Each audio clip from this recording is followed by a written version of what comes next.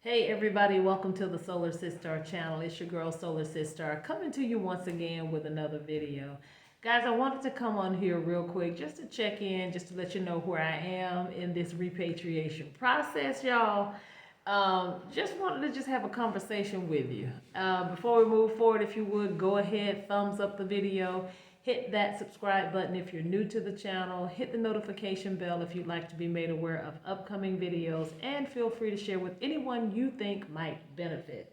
So guys, go ahead and just forgive me because I am doing my hair. I just wanted to just come on here and just have just a real, just relaxed conversation with y'all. And just, bring y'all in on one of the things that I have to do. I do every 2 weeks to my hair.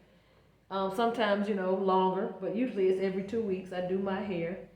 And so I just figured since I was here doing this, I wanted y'all to come along with me and just have a conversation with me. Y'all, look, Norwick is acting a fool. Norwick is the electrical company here, and the power has been out for the past 2 hours, I believe now. Maybe it's been longer, I'm not sure. I was doing fine. I'm trying to preserve my little fan charge here because it only stays charged, I want to say maybe about 2 or 3 hours. So I'm using this sparingly because the power still hasn't come back on. So anyway, yeah, so I just wanted to come on here just to check in with you and let you know some things that I'm dealing with right now. There were a couple of videos where I mentioned where I had decided to open up a shop. Then there was a video where I told you that I decided I didn't want to be a shopkeeper. So I have, something that I'm dealing with in place of the shop. I have something else going on with that. But then I also let you all know that I was doing the taxi business. And child, that taxi business. Look, all I can say is I haven't thrown in the towel yet, but I have had some things going on with that taxi business. But hey, I'm learning a lot. But in the process, I'm still working on some other things, that I want to do.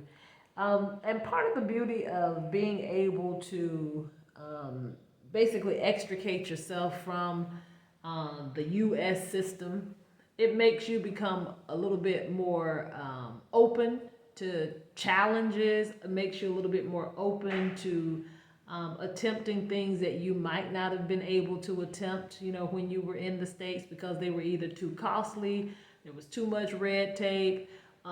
Just being an entrepreneur, period, in the States is hard because of just different permitting and things that you have to do that can be very costly depending on what kind of business you want to undertake.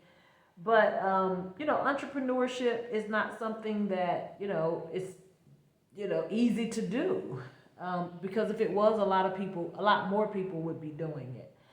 But anyway, this is my first time really, attempting to be an entrepreneur.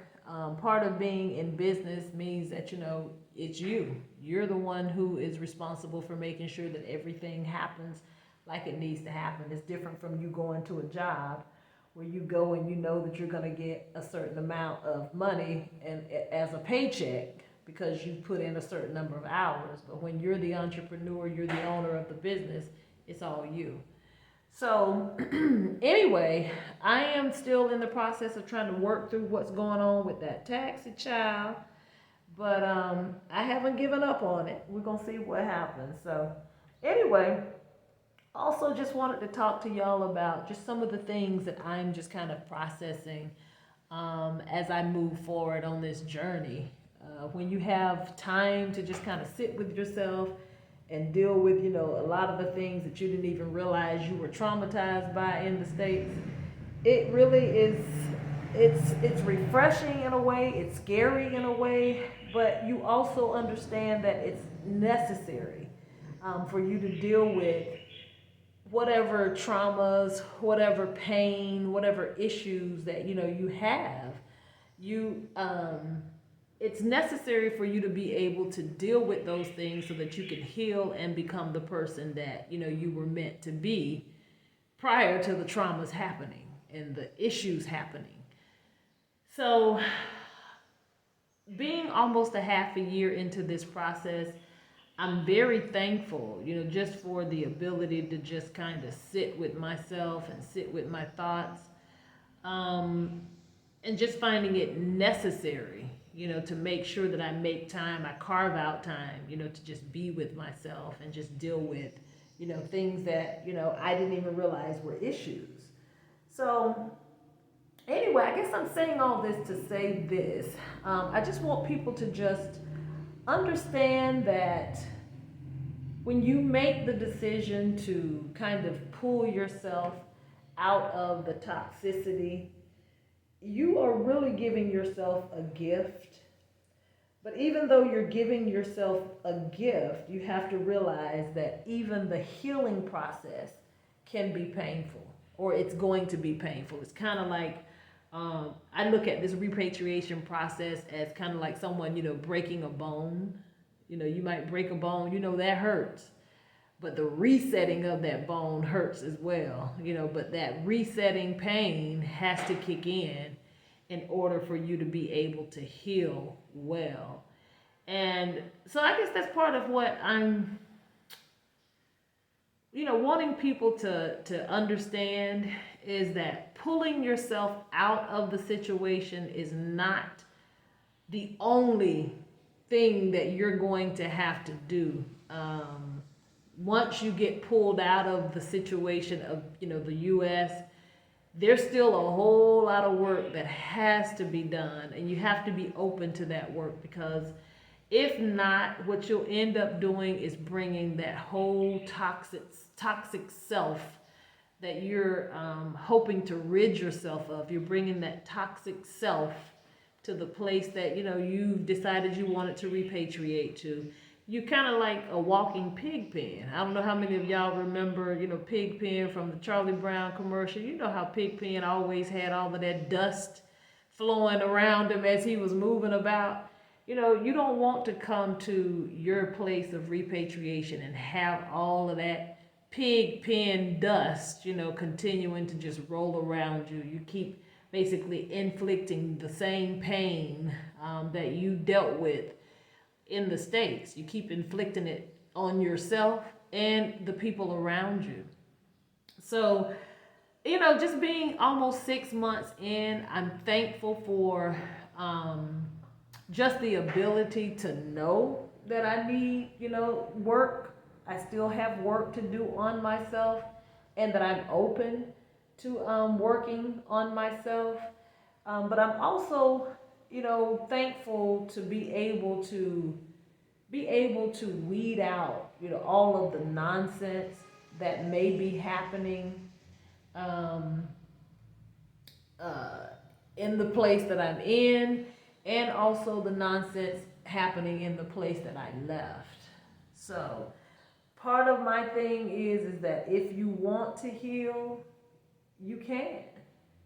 But you have to, in order to heal, you have to deal with what you feel. Boom. Come on, y'all. In order to heal, you have to deal with what you feel. That's the name of this video.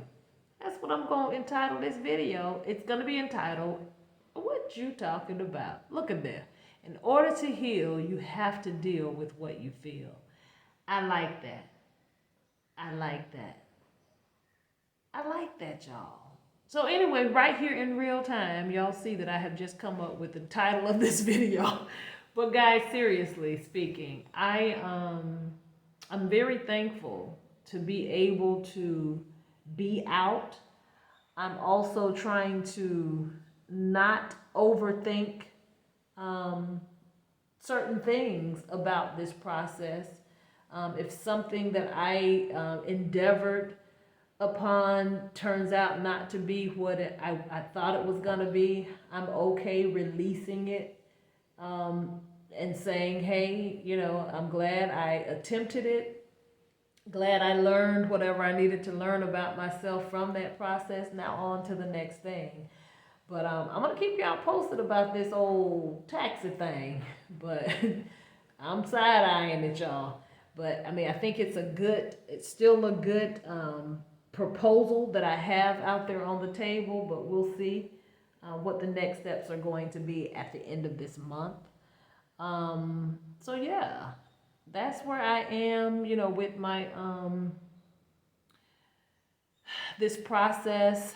Um, that's where I am with, growing and knowing and learning all I can learn about myself, about this place, just being open and just thankful for the journey. I'm very thankful for the journey. I'm very thankful for everything that I am encountering, everything that I'm learning about myself, everything I'm learning about the people around me.